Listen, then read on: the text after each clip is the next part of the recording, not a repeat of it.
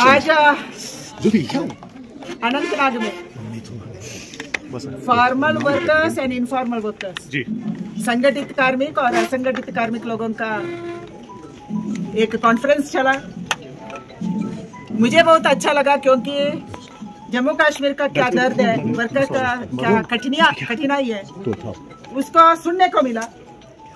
जरूर आने वाले दिन में इसको सुलझाने के लिए, इसको ऊपर काम करने के लिए हम सोचेंगे। प्रधानमंत्री जी का लक्ष्य है ये देश का सब श्रमिकों को ESIC का सौलभ्य मिलना चाहिए, EPFO पेंशन मिलना चाहिए। इसलिए हम ई श्रम पोर्टल बनाया। ई श्रम पोर्टल में अभी तक 30 करोड़ से ज्यादा लोग खुद जुड़े हैं। वो खेती में काम करने वाले, छोटे छोटे काम करने वाले जुड़े हैं। महिला उत्तर प्रदेश में भी बाहर आया, इसके कारण योगी जी का सरकार दोबारा बना। वैसे ही बिहार का लोग चाहते हैं हमको जंगल राज नहीं चाहिए, लॉ एंड ऑर्डर चाहिए, हमको रक्षा चाहिए। मोदी जी का साथ, डबल इंजन का साथ जुड़ना चाहिए, इसीलिए महिला बाहर आ रहे हैं। मैम आपके सामने कुछ मुद्दे सीखने के लिए न्यूज़ को जम्मू कश्मीर के रिवाइव करना, हम जम्मू कश्मीर सरकार के साथ भी बात करेंगे। स्पेशली बाहर दूसरा राज्य में, दूसरा यूटी में आज इस जलसे में हमारा जो 3rd स्टेट कॉन्फ्रेंस हुआ उसमें जम्मू कश्मीर के तमाम ज़िलों से डेलीगेट्स आए और तमाम सेक्टर से लोग आए और मैडम को बहुत व्यस्तता के बाद भी बहुत रिक्वेस्ट करके उनको मैं ले आया। हमारा मकसद ये था कि जम्मू कश्मीर की जो हालात हैं और जो खास करके यहाँ के मुलाजिमों की समस्याएं हैं वो सरकार तक पहुँचाना और उसको रिजॉल्व करना। और मैडम ने जिस तरह से सुना सबकी बात को गंभीरता के साथ और जिस तरह से उन्होंने अपने संबोधन में हमारी द्वारा उठाए गए सारे मामलों को एड्रेस किया, उससे मुझे लगा कि सरकार वेरी सेंसिटिव है। और उन्होंने हमें ये कहा कि हम और आप मिल करके, मतलब हमारी भी कहीं कहीं जगह होती है जहाँ हमें बोलना पड़ता है और एज ए मंत्री उनको कैबिनेट में या प्रधानमंत्री के सामने या फाइनेंस मिनिस्टर के सामने इन चीज़ों को लेके जाना। तो हम दोनों लोगों की जो भूमिकाएं हैं, हम लोग दोनों आदमी अपनी अपनी भूमिकाओं का पालन करेंगे। निश्चित रूप से कश्मीर में खास करके आरजी मुलाजिम, आशा, आंगनवाड़ी और जो हमारे और भी regular casual labours, daily wagers, seasonal workers, NHM workers, Campa workers, जो समस्याएं सब मैं जानता हूँ, सीजनल वर्कर्स, ये सारी समस्याओं को लेकर के मैं सरकार से वार्ता करूंगा। आज मैडम ने फ्रूट इंडस्ट्री के बारे में भी हमारे कहने पर बहुत चर्चा की है, तो हम उसको भी रिजॉल्व करेंगे।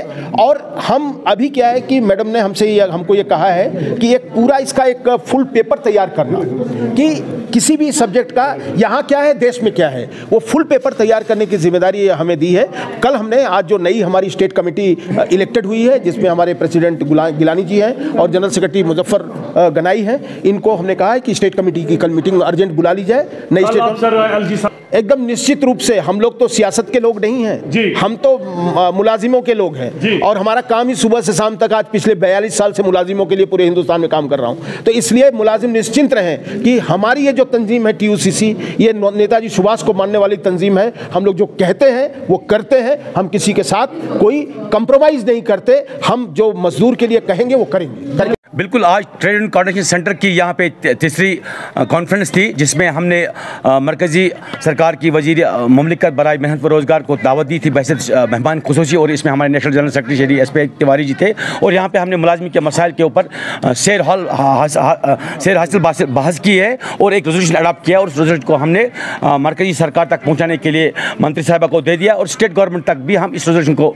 पहुँचाएँगे, जिसमें खुसूसन तौर पर हमारे 63,000 से ज़ायद आर्जी वर्करान जो मुख्तलिफ महकमों में 94 से लेके 2015 तक काम कर रहे हैं, इनको रेगुलराइज किया जाना चाहिए। एक समाजी और इंसानी मसला है। हमने तब भी कहा था 2015 में कि एक इंसानी मसला है, लेकिन तब उन सरकारों ने हमारी बात के ऊपर ध्यान नहीं दिया। हमने 2011 से लेकर 2018 तक इस पे ऊपर संघर्ष किया है और फिर सरकार ने एक टूटा फूटा SRO उस दिन 520 बनाया। आज जो असेंबली में और बाहर इलेक्शनों में टेलीविजन को एक्सप्लॉइट करने की कोशिश कर रहे हैं, वो ये काम करना बंद करें। तब भी हमने बोला था SRO 520 मुलाजिम के साथ एक खिलवाड़ है, कई मतलब के साथ एक खिलवाड़ है, लेकिन तब भी हमारी बात किसने सुनी? हमने प्रोटेस्ट किए। और हमारी डिमांड है कि एक कंक्रीट जल्द पॉलिसी बननी चाहिए।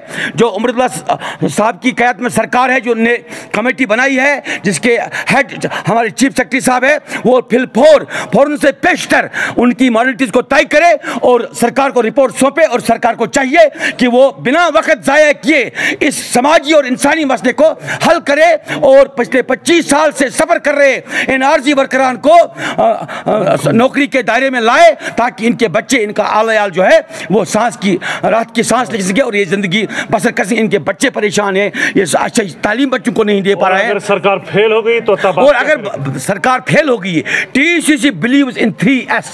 What are those S? Those S are, हम पहले संवाद करते हैं, बातचीत करते हैं जी, डायलॉग करते हैं, उसके बाद डायलॉग के जरिए ही हम रेजोल्यूशंस देते हैं, सरकारों को हल देते हैं। और अगर ये 2S में हम नाकाम हो गए, संवाद, समाधान, फिर हमारे पास तीसरा रास्ता बचता है, दैट इज संघर्ष। और संघर्ष के रास्ते के जरिए फिर हम इन मसलों को हल करेंगे। और हम मरकजी सरकार से भी आपके माध्यम से, रियासती सरकार से भी हम आपके माध्यम से अपील करते हैं, जम्मू कश्मीर में तमाम मुलाजमीन के बाद उनमें तरमीम होनी चाहिए और जो दर्जे चाहन के मुलाजमीन हैं उनके रूल्स में तरमीम होनी चाहिए, ताकि उनको भी तरक्कियों से नवाजा जा सके। और महकमा जंगलात के मुख्तलिफ विभागों में पे इनामी का मसला है, जो कि बहुत अहम मसला है, वो पे इनामी दूर होनी चाहिए। Thank you very much.